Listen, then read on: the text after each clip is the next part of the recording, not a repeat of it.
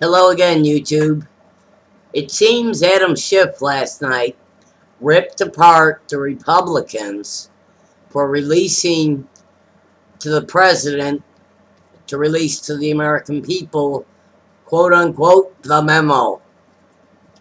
Apparently, Adam Schiff was carrying on about how the minority memo written by Adam Schiff was not voted on to be released to the public by the Republicans. The only thing is, apparently, Adam Schiff would not allow the Republicans to read that memo.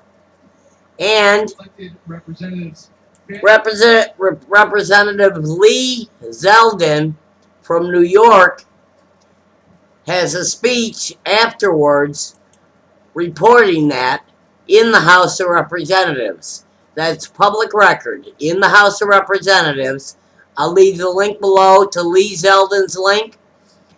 It doesn't sound like Democrats really want transparency. It's just like Obamacare.